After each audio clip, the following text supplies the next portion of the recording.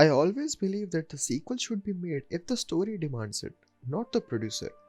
When I first heard that they are making a sequel for Drishyam, I was really uninterested because I think the first one was a complete movie. Then the trailer released, and honestly, I really liked the way they were going with the story. But still, I wasn't sold. The reason for that is mostly how much I really love the first one. For me, Drishyam is still one of the best thrillers out there. One of the reasons why I love the first one is because it had all the elements of a good thriller, but it was made in a very non-thriller way. If you look at the lighting, the editing, and the pacing, it was like a new genre itself in the thriller genre. Okay, enough with the first one. Drishyam 2 is a great movie.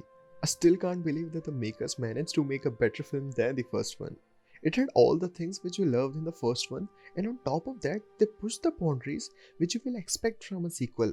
Drishyam 2 takes place 6 years after the events of the first film.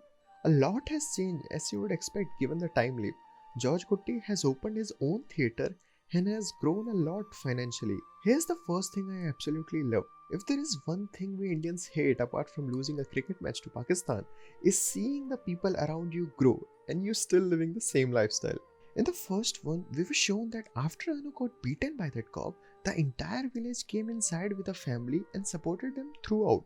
But in the last 6 years, as Mohanlal is doing extremely well, the same people started developing this feeling of jealousy, and that led them to questioning and bad mouthing Mohanlal and his family. That's a really great piece of writing because it's so natural. You don't feel like it's fake even though it is. The first 1 hour of the movie, the makers actually spent developing the world and the characters, which is a brave decision because many will find it boring and pointless. But I am so glad they didn't give up on the quality for pleasing certain audience.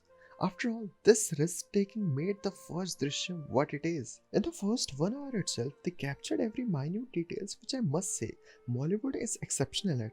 These small additions make the movie feel more real and authentic. I don't know if it's a good example of it, but I immediately remembered the first act of Avengers Endgame, where they show the aftermath of Snap and how the world has changed since, how the characters have changed. Cut the entire first act of the movie, they would have gone with the time travel.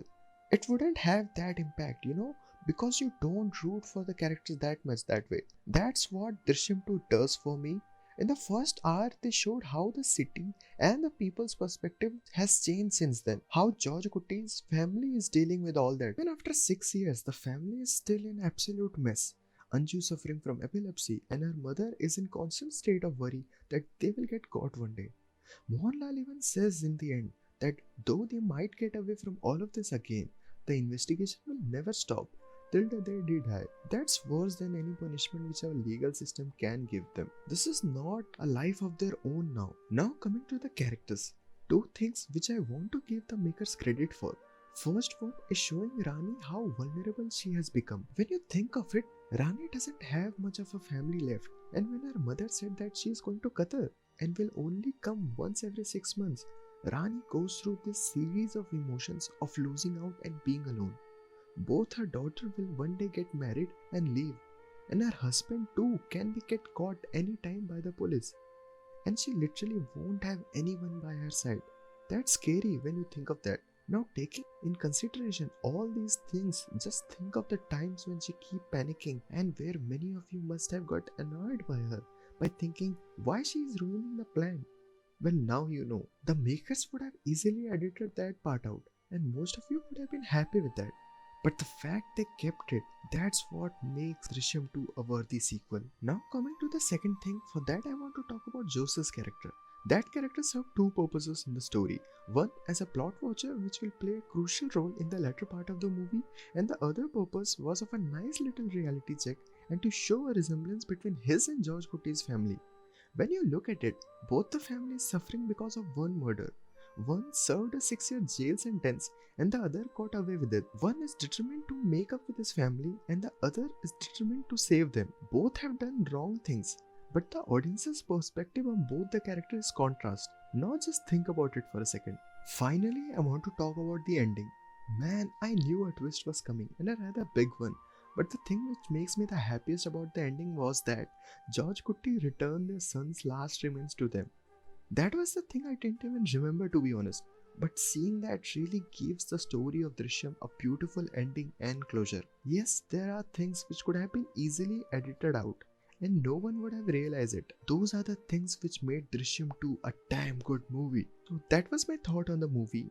And I knowingly didn't talk about the performances because Lalitan is that good in this along with all of the cast. That's it from my side. Hope you had a great time. If you like anything from this video, me and my friend have made a podcast on Drishyam 2 as well. You can check that out for a more honest, open discussion. Bye bye.